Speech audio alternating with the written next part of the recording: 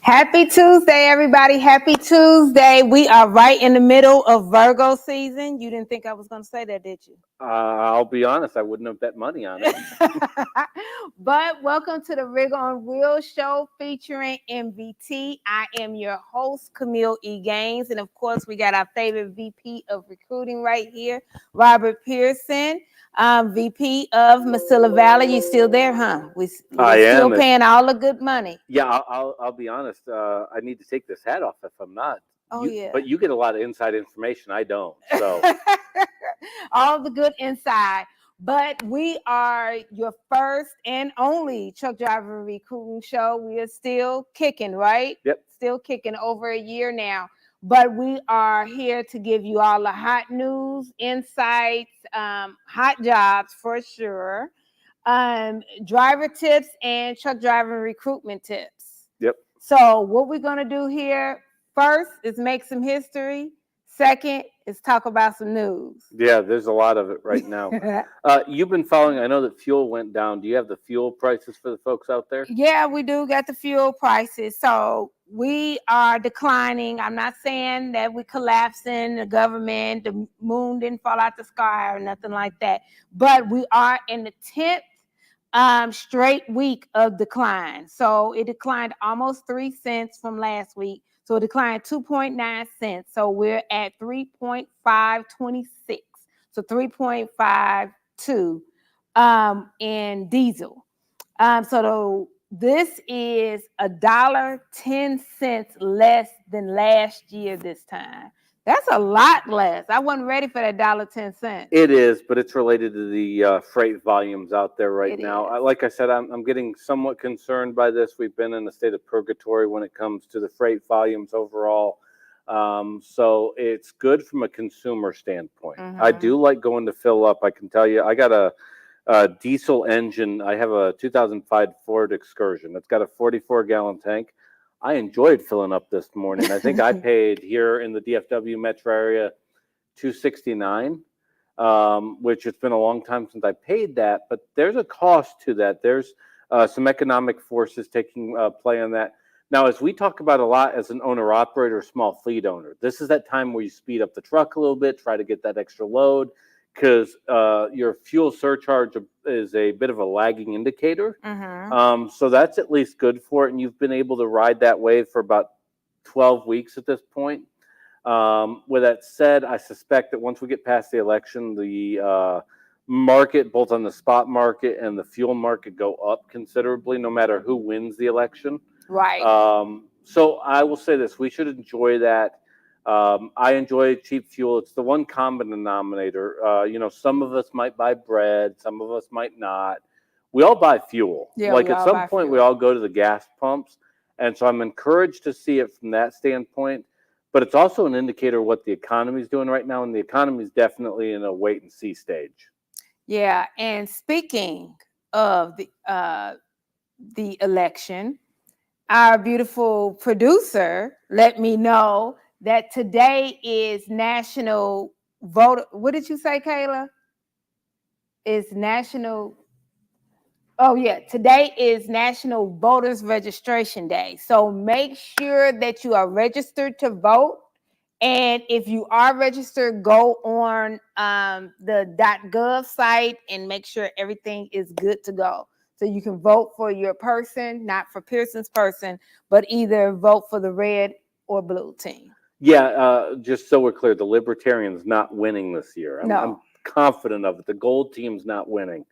With that said, like I talked about a couple weeks ago on this show, is let your voice be heard. Yes. I don't care really who you vote for, but as an industry, and I know as a professional driver on the road, you're not home like that person that works at the bank, that's home Monday through Friday, 8 to 5 o'clock. So when you get that home time, make sure you're registered to vote, even if it's a mail-in ballot.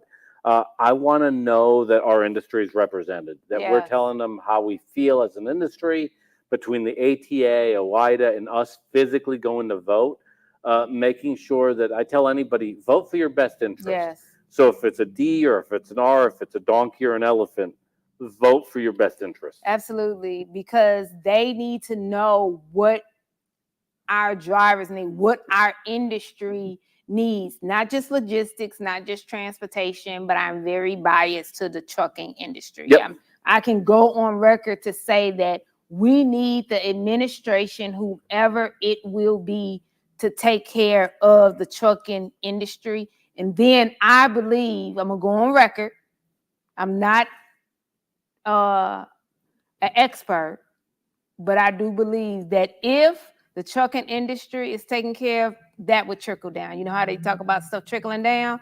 I do believe if our trucking industry is taken care of, then we'll get trickled down. Yeah, I think evidence, and I had the chance to speak to a lobbyist one time, and he works more for the firearms industry. But one of the fascinating things he said is, it doesn't matter how big or small you are, it's who's most vocal.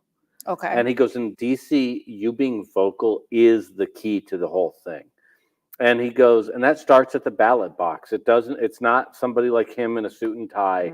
It's literally you going and voting. And the more active that you are does make a difference, because people will react to it.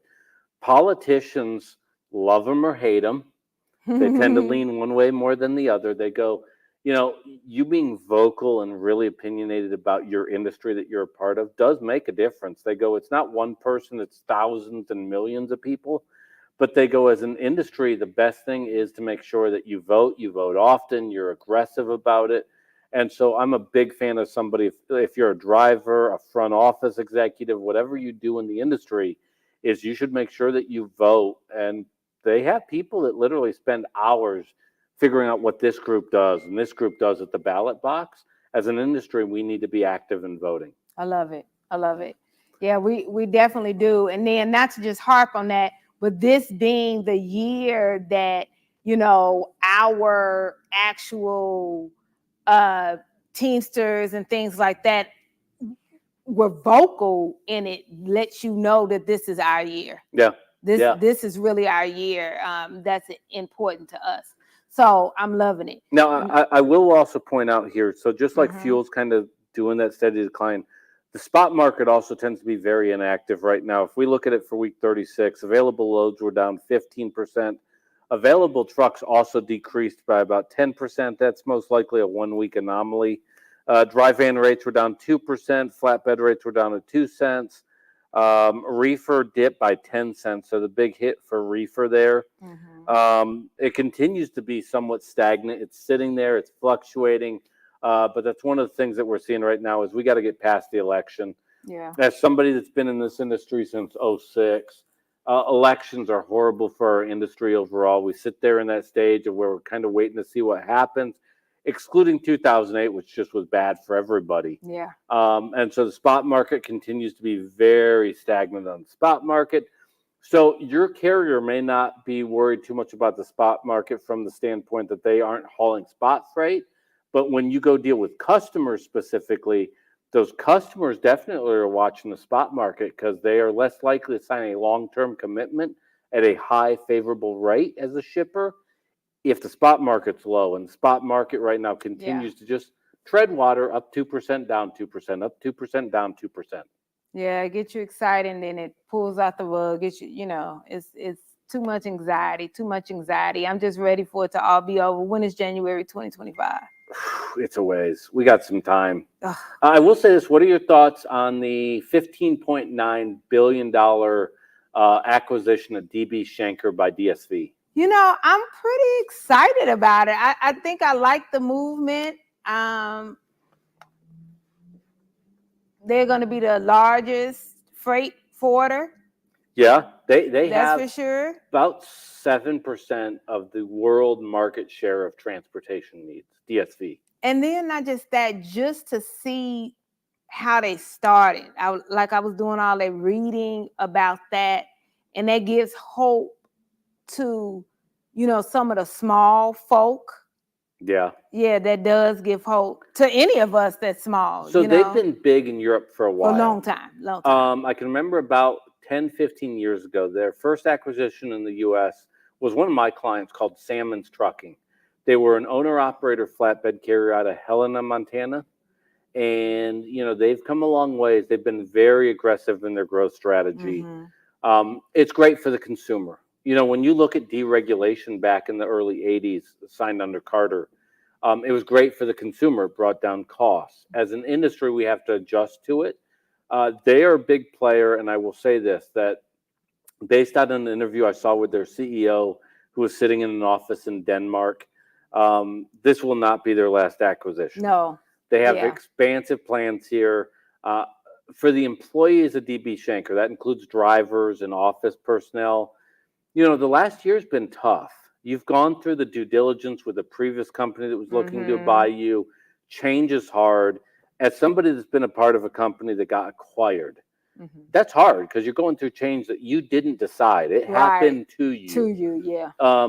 I can tell you it's much easier to be on the acquiring side of the transaction than the acquisition side of the transaction. As a driver, you feel somewhat helpless because you don't have any of the information. You literally have drivers at truck stops giving you the latest on your company. It's an awkward discussion. I'm glad to see this. It still needs to go through the due diligence. I think it goes through. For a lot of the employees, I'm glad to see it over with. Because for a lot of employees, you want closure. As an employee that's been at a company being acquired, you're sitting there going, what's next? And it's a scary time.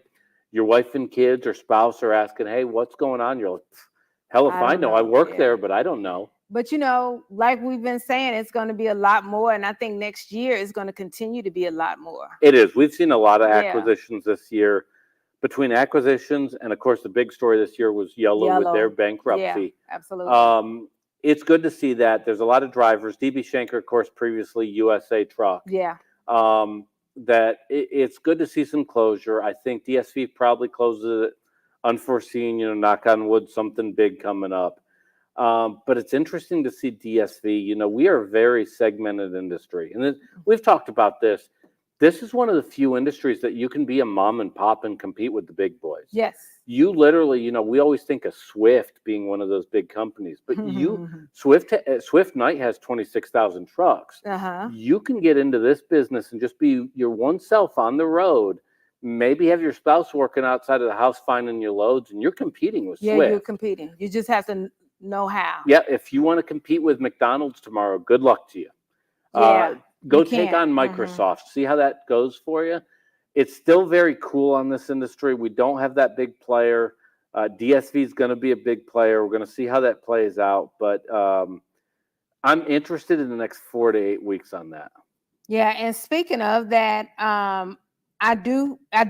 you fell right into this. I wrote a book called Competing with Giants, a small trucking company's guide to winning professional drivers. And that is literally what it's talking about, is the small fish being able to compete with the larger giants, because we are the only industry that I can think of where a 1 and 2 truck or a 50 truck company can compete with the big guys. Yep.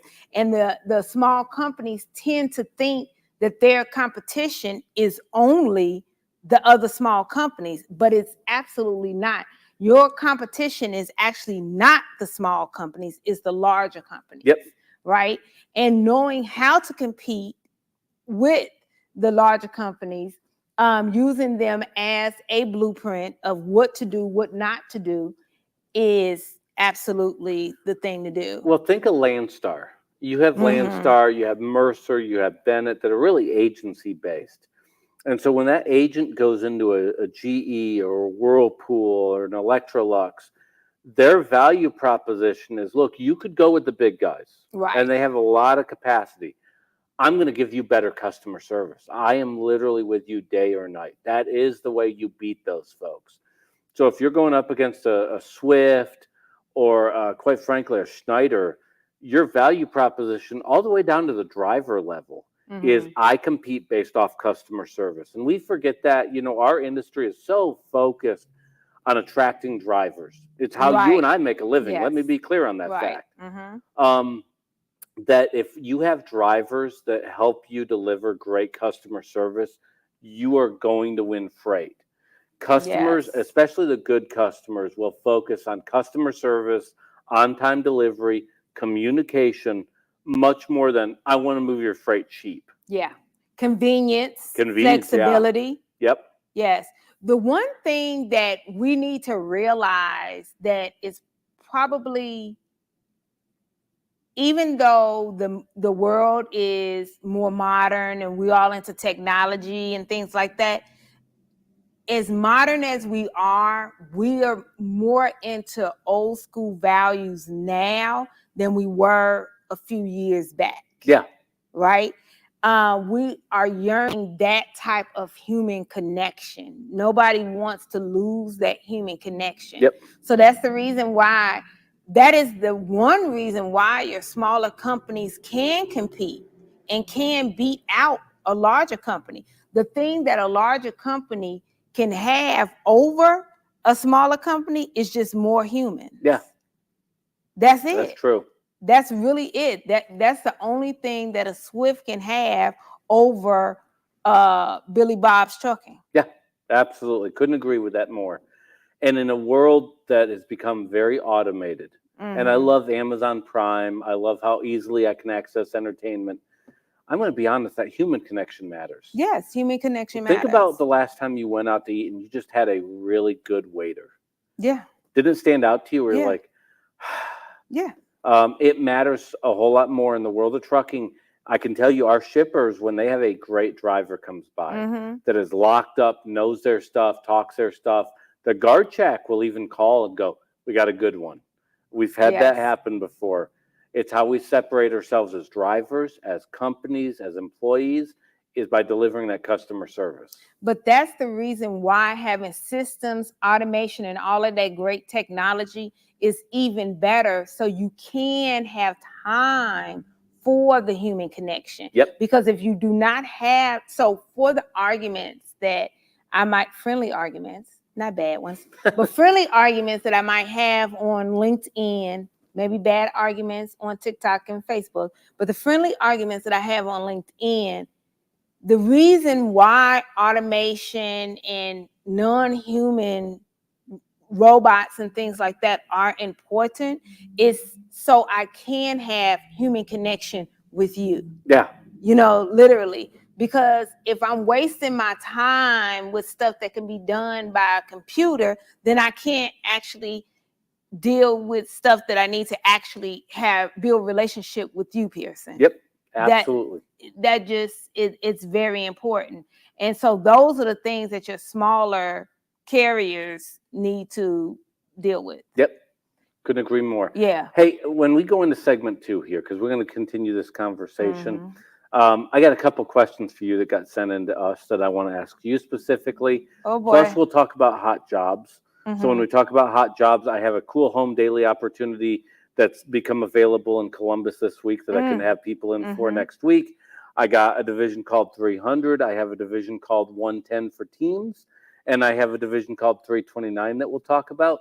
But I'm excited to ask you a couple questions that came in specifically for you this week. Look at here. I'm being put on the hot seat. I feel kind of nervous, guys. I feel kind of nervous.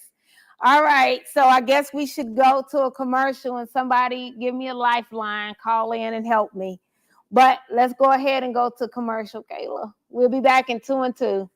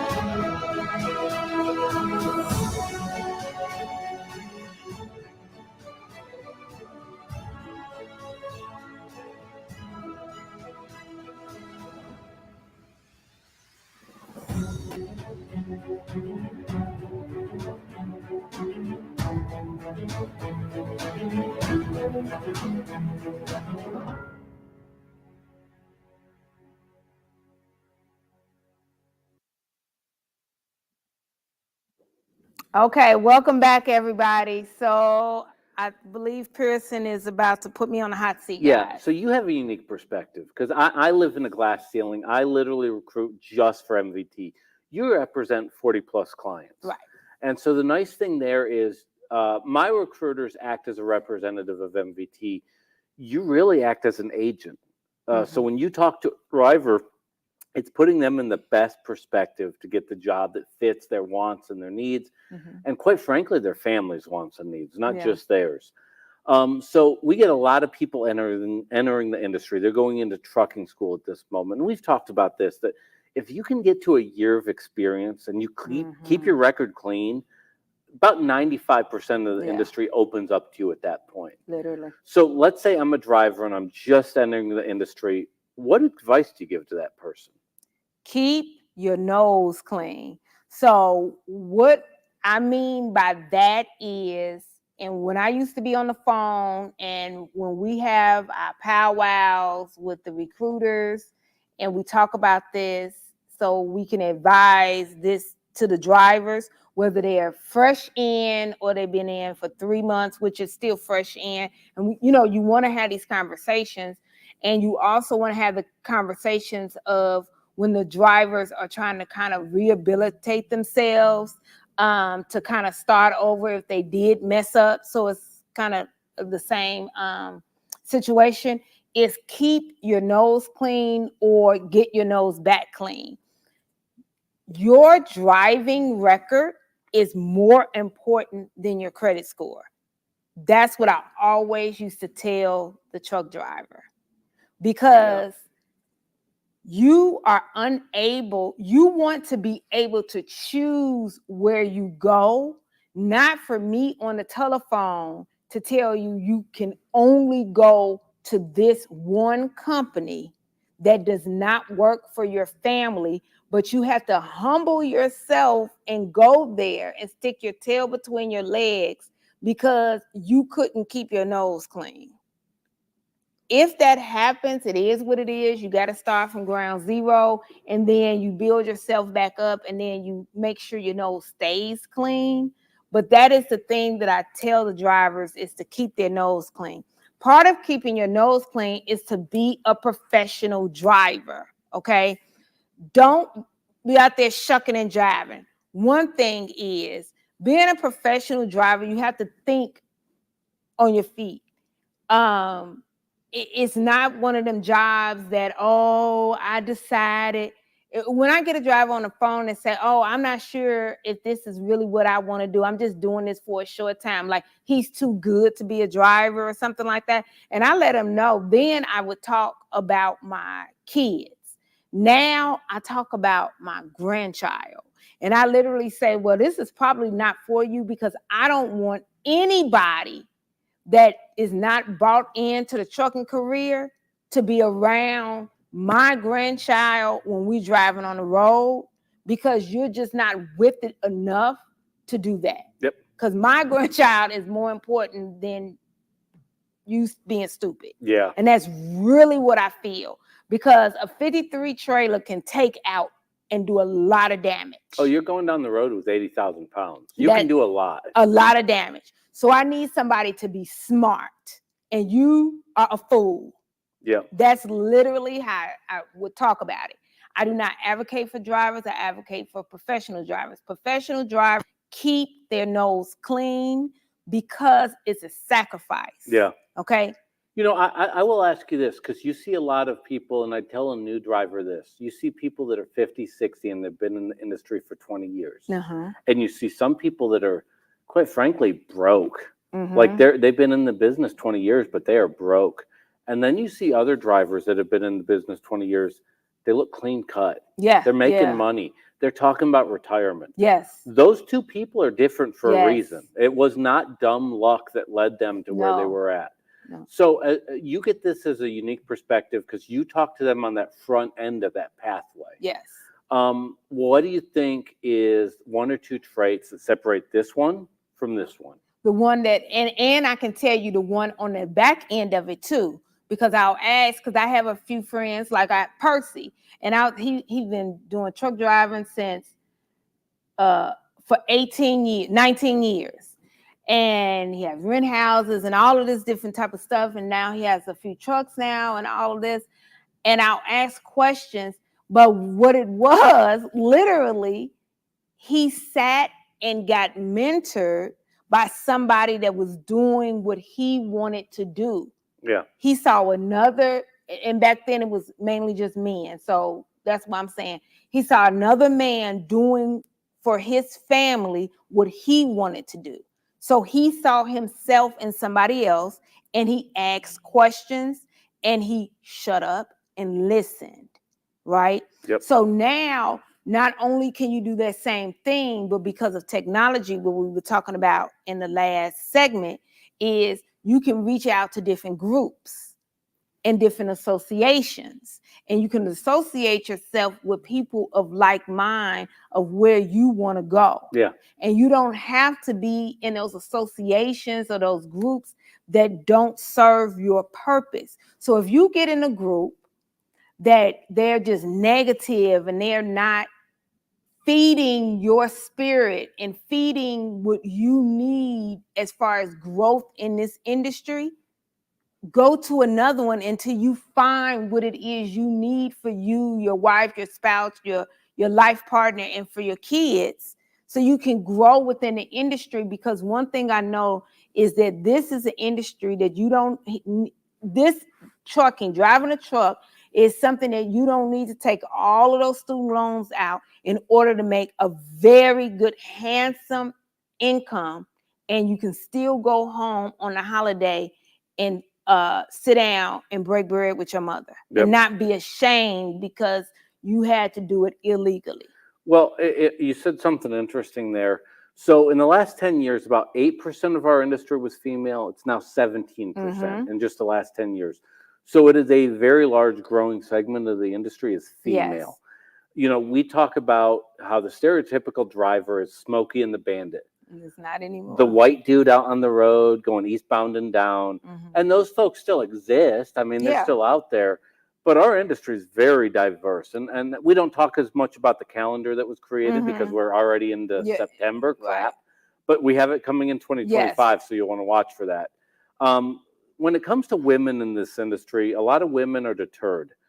They worry about safety. Yeah. They worry about, hey, is this a boys' world where I'm going to get shouted down at the truck stop?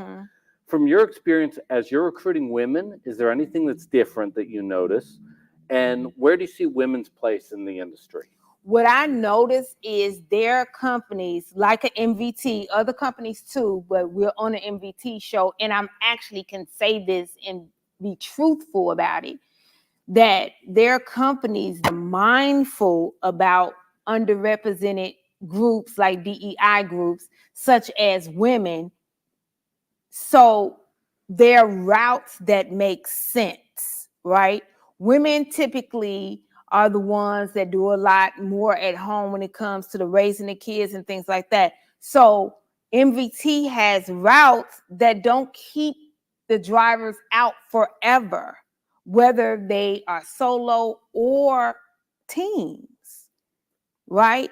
Those things make a big difference. They do, yeah. Another thing is when it comes to teams that some carriers don't do is when it comes to teams with MVT, you can actually train someone if you have a handsome amount of experience, right? So if you're the woman and you have a lot of experience and your spouse, whether it be a woman or a man, has some experience, doesn't have a lot of experience, you can train your significant other. Those that brings a family type of environment versus I might have other carriers that are not like that, which is fine. But I'm starting to see that there are more carriers that have that understanding of underrepresented groups or underrepresented family units. Yeah. So that's what I'm starting to see. And even though MVT, you don't advertise it like that, it's starting to become the norm. Yeah, I will say this. You know, my experience when we recruit women is schedule plays a much bigger role. Much bigger It role does. with us. And in particular on our end, the ability to know when you're going to be home and being able to tell people, I will be home at this time, tends to be a bigger role. Yes. And so one of the things that we track, not just in terms of DQ reasons, but we also track in terms of the people we hired and what led them to join us. Mm-hmm. Women will generally hit schedule about 4 times more often than men. Yes. Schedule plays a much bigger role in that.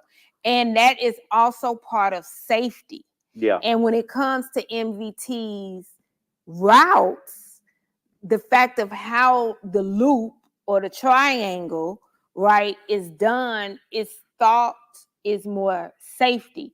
You all don't call it that, but on the third party recruiter side, that's what we call it, because our job is to compare and contrast with other carriers to be able to help the driver to what fits them. Yeah, and I will point out that we don't do it. We don't hire based off tokenism. We're not trying to get somebody in there to say, "Hey, I hired somebody from this group." Right, check. Yeah, check. The big thing on our end, we try to hire the best driver. Now, I will tell anybody from any walk of life, trucking is a lifestyle. I don't make any bones about it. It is a hard job. It is not for everybody. Right. Trust me, I have a grandfather and 2 uncles that are in trucking, and if you stick me on the road, whoo, it'd be ugly. You do not want me driving a truck. But with that said, it's all walks of life. We have Muslims and Christians and people from religions I probably don't even know exist. We have people that are black, white, and all sorts of races. The honest thing is if you have the mindset for it, if you're safety conscious, if you're detail oriented, if you're big on delivering customer service, if you're a bit of a perfectionist, quite frankly, it's a fun job to get into. It's a unique job to get into. And the thing is not to be intimidated by it. It is to get into it. You pay your dues. The first year is tough. Yeah. I'm not going to lie. Just like if you wanted to be an apprentice for a plumber or an electrician, the first year literally is paying your dues. And that's to take student drivers is hard from an insurance standpoint. Once you get to that 1 year of experience, though, don't be intimidated. I knew a woman named Loopy, and Loopy worked for us at an owner-operator flatbed company. She'd tarp, she'd chain. She was about 5 foot, maybe 120 pounds dripping wet. Loopy was really good at what she did. I'd even consider her a bit of a mentor for me. And Loopy knew what she was doing. The industry should not prevent you. This is not the 1970s. No. I know the hard part for women getting into this industry in the 1970s is guys would yell at them at a truck stop. You're taking a job from a man that has a family to support. Yeah. Not understanding that woman at that time may have been supporting a family too. The big thing right now is do not let the industry intimidate you. Yes. The next 20 years, I'm excited because I think we're going to see a much younger demographic.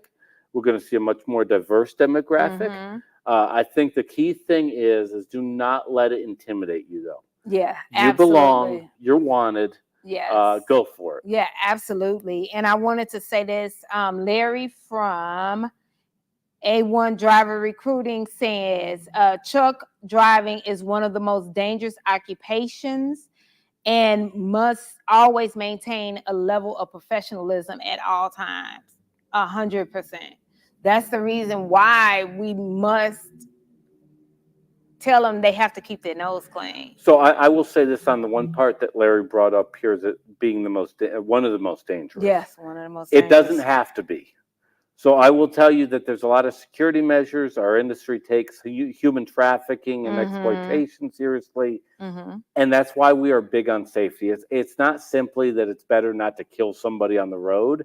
It's also the fact that we want our employees to be safe. Oh, yeah. We're not worried. We are worried about killing somebody in the general public. It behooves us. It is in our best interest for our drivers to be physically safe. Yeah. So as a driver, if you slow down, yes. We have a lot of drivers that are big about, I want to go 70 miles an hour down the road. Statistically speaking, going 70 versus 64, you save a bunch of money on fuel. But at 70, the likelihood of a fatal accident between 64 goes up almost 2.5 times. Yeah. And you're sitting there going, but that's 6 miles an hour. How do you come up with that stat? Literally, That's a lot of miles. it is. But if you slow down, you're cautious, this industry can be extremely rewarding and does not have to be dangerous. Now, Larry's not wrong. I admit that fact. Yeah, Larry's Being right. a driver compared to the accountant sitting at his desk, two very different jobs. Especially when you're driving up and down 45 in Houston. You would know, yes, absolutely. Houston by itself. I mean, Larry's right, but there are a lot of safety precautions.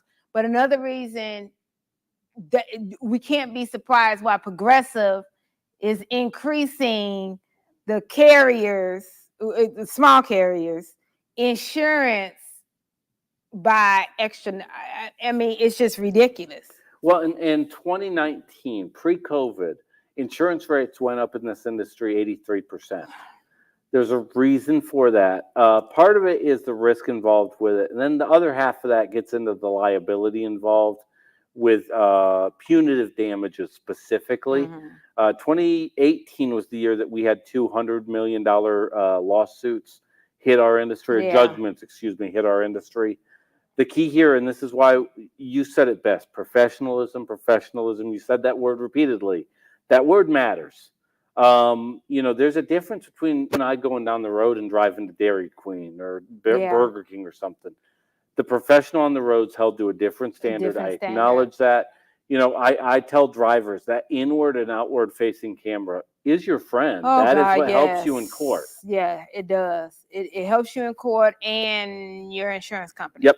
You're in your insurance company. Oh, let me say this, that we found out too, it really doesn't hit the megas as much because megas have systems and things like that. So this is part of stuff that you would learn in my book, Competing with Giants, but it's actually has come to fruition.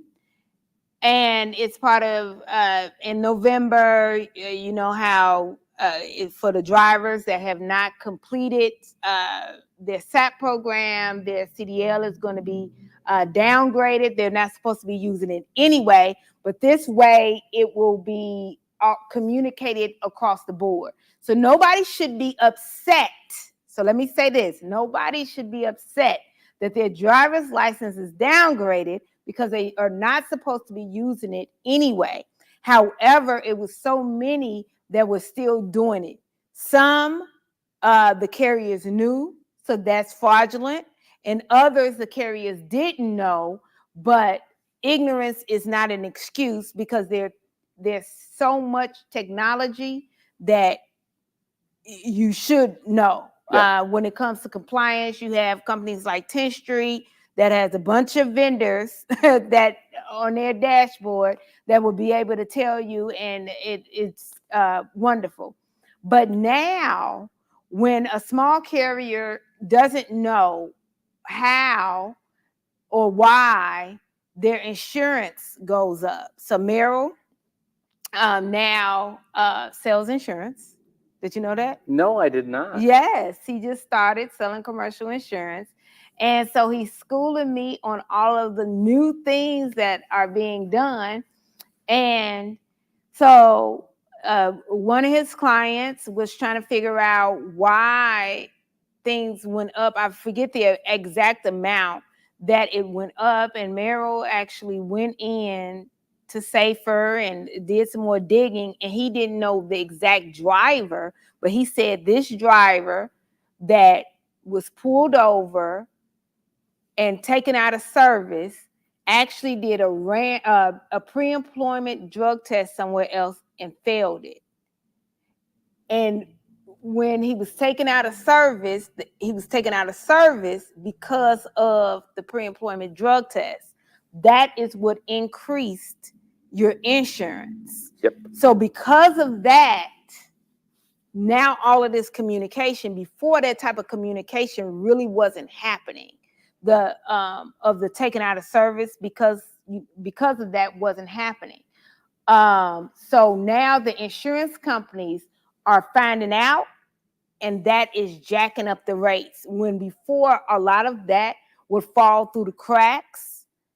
So one of the things that, by all means, as we post this, you probably should put a link to the show that you do with Merrill. One of the questions I'd have for Merrill on that show is, in November, the states are going to be communicating with the clearinghouse. So if you fail the drug test, I'm curious from his standpoint if he's involved with the insurance industry, because now the state will have visibility. You're going to cut off your license. I'm very curious on how that will impact the insurance side. Yes, so I'm not happy that the small carriers are getting hit, comma. However, I am happy-ish because it's going to prevent the small carriers from getting hit with lawsuits. Because with a lawsuit, it's not whether or not you were lawful, is what you could have prevented. Yeah. Is what it is. And you definitely can prevent stuff because 10th Street is definitely affordable and you could have prevented that. So that's just my spiel with that. And I just wanted to bring that up because we're talking about insurance. So I tell you what, we'll push hot jobs to the next segment. Let's do hot jobs then. Again, we'll talk 329, 300 in Columbus, Ohio. Yeah. We'll do that next segment. And in the chat feature, if we can on the YouTube, we probably should put that link to Merrill's show that you do with him. Yeah. I've enjoyed it. I've been on it as a guest, so I enjoyed it even more. Yes. It's an interesting show because I'm very curious. And as a driver, I'm going to tell you, our industry is highly focused on insurance. Insurance dictates a lot of things. A lot of stuff. That if you wonder why your recruiter asks for certain things, I can tell you that a lot of it's driven by insurance. Yeah. Why does my recruiter want this copy? Why do they want a police report? Yeah. Why am I filling out the clearinghouse? I'm just telling you, the insurance piece is a big part of it. So now, you have to, if you want to succeed in this industry, you are mandated to be a professional driver. Literally, yeah. That's just across the board. You are mandated to be. And if you want to succeed as a small carrier, you are mandated to have systems, you are mandated to compete on a high level. Yep. That is what it is. If you're interested in rolling down the road aggressively and just kind of the hell with everything, this industry left you by. Yeah, it's that, and that's just complete. And if you want to know how to do it, the book is on Rig on Wheels website. Absolutely. Name of the book again? It is Competing with Giants. Yeah, absolutely. Yes. I'll let you do the segue because I can't do the two and two thing. And two. Yeah, so I can't do that. We're going to go to our next segment, and we want Kayla to go to a beautiful commercial of her choice. And then we're going to go ahead and talk about the hot jobs. We'll be back in 2 and 2. My name is Stacy Morton, and my position is OTR driver, and I've been with the company for 8 months. I enjoy being with part of the family because good miles, nice people, they listen to the drivers. The pay is excellent here at MVT. The home time is very good. You get to go home anytime you want. The dispatchers are really nice. They listen to the drivers, whatever you want. They will do their best to give you what you need. And the equipment is good. And safety is excellent. Yeah, they're fast, and the roadside is good. They listen to you, and they get the job fixed in a timely manner. Yeah, I would recommend other drivers to come to MVT because this is a good place to work, and you get excellent home time and everything that you need here.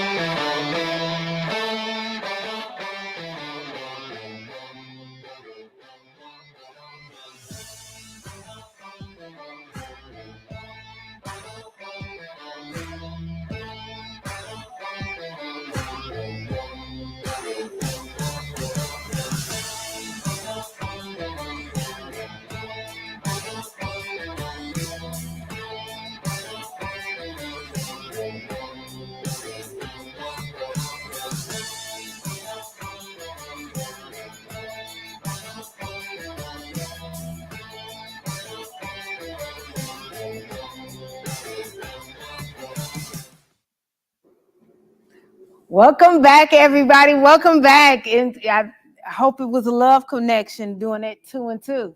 Like I said, you do a much smoother transaction into a commercial than I do. Hot diggity dog.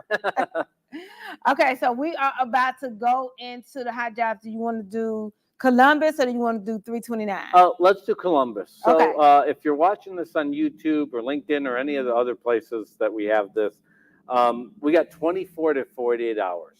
We have 4 to 5 openings still in Columbus for store delivery drivers. And what that means is you work Monday through Friday, $1,200 to $1,400 a week. It's 2 a.m. to 4 a.m. start times. As a driver, I love it because you get off middle of the afternoon. You get to be home when your kids get home from school. Okay.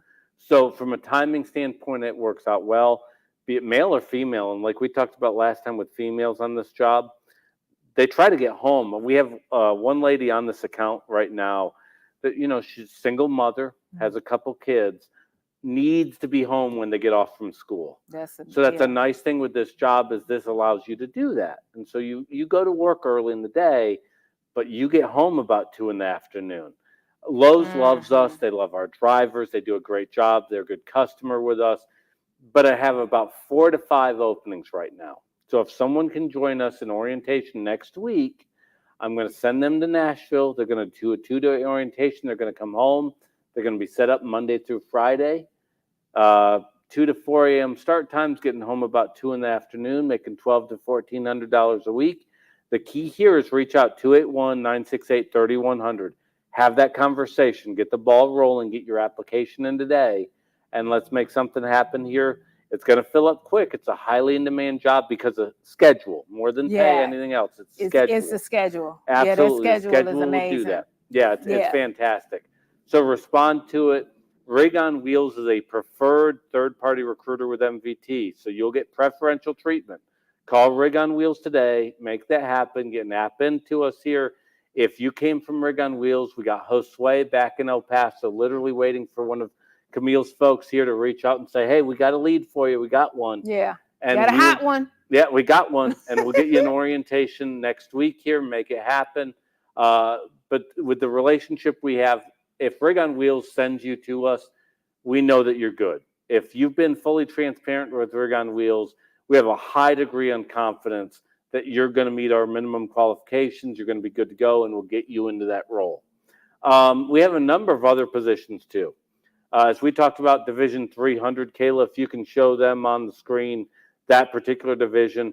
If you live out of El Paso, it is a triangle division. And what I mean by that is we don't do dedicated lanes, we do engineered lanes.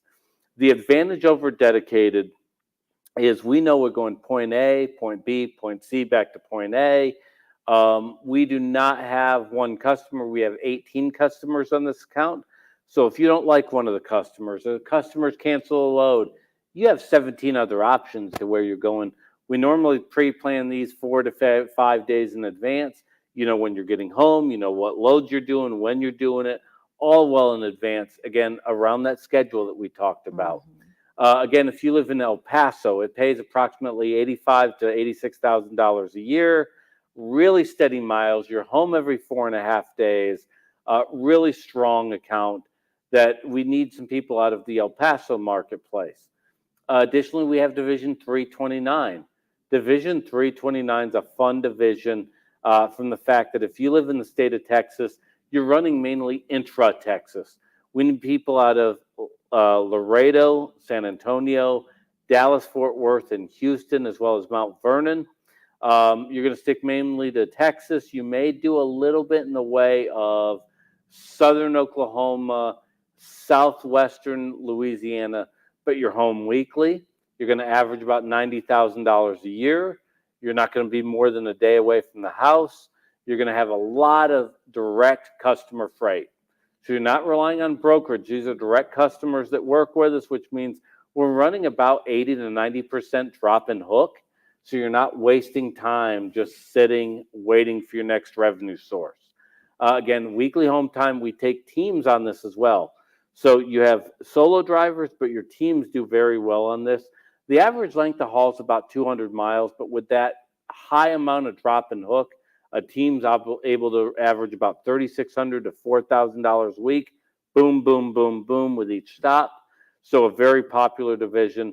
And then lastly, I would share we have Division 110. And so if you're looking for length of haul, you want to get out and spread your wings a little bit, we mainly run I-20, I-30, I-40. Occasionally we go up to the Northwest with some freight.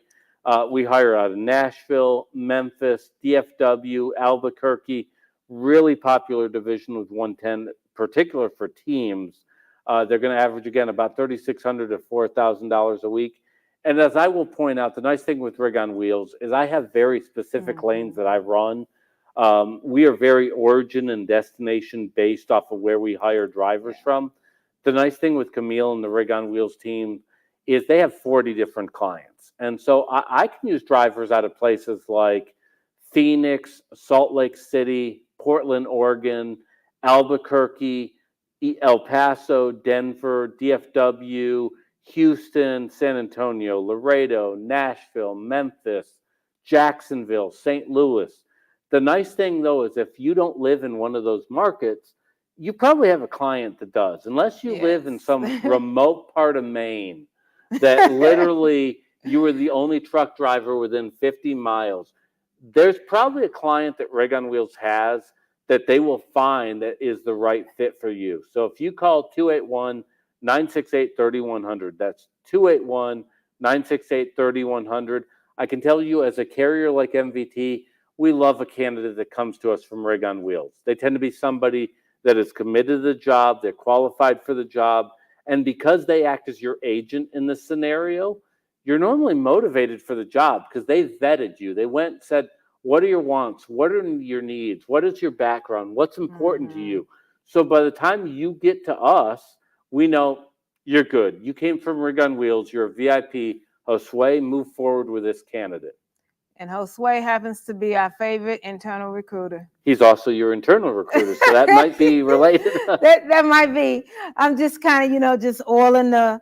It might be. I don't know. I'm gonna mess up a saying. So I always talk about the phone number on this, the 281-968-3100. There's a lot of value to going on rigonwheels.com. Yes. Between the jobs, the store, yes, the calendar, whole lot of information here. So by all means, as a recruiter, we're always happy to get phone calls. If you call that number, we will call you. But if you go to rigonwheels.com, they can fill out an application with you. They can go to the store. There's a lot of stuff on that site. The blog is on there. I knew his blog about talking about Gen Z. Yep. And what Gen Zers want, because we all need to know that. We do. And a Gen Z wrote it, Nimmer. Oh, yeah, she's the Gen Z crap. She's a Gen Z.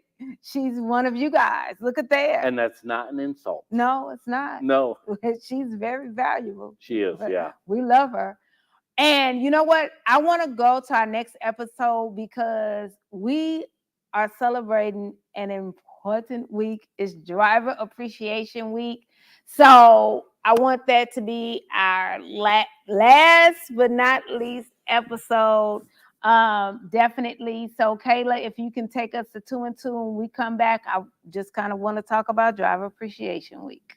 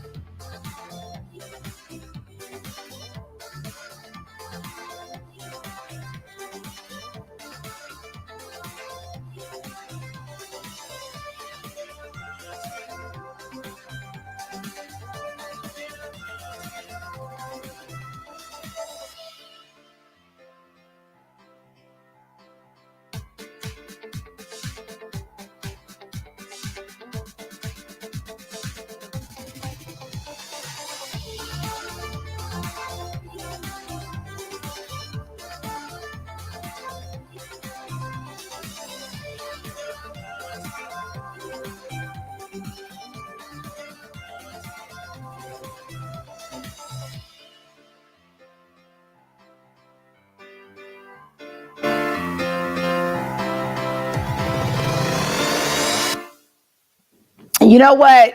In the industry, welcome back, y'all. In the industry is Driver Appreciation Week, but I do want to recognize that in MVT, Driver Appreciation is every quarter. Yeah. So it is a big thing, and MVT is something that they do often.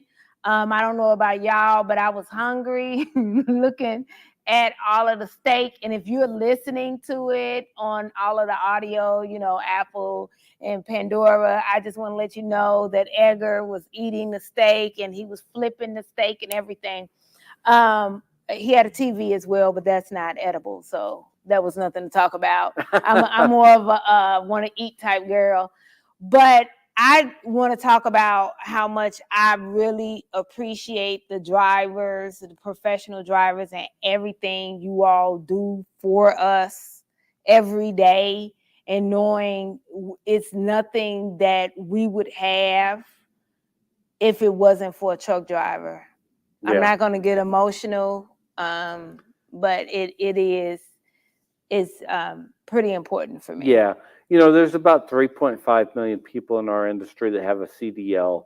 About 2.1 million of that 3.5 is in what we do, Class 8 driving. I don't know if you recruit any straight truck, but the Class 8 driving part is about 2.1 million drivers. My grandfather was in this industry about 54 years. He passed away last year. I have a couple uncles in it.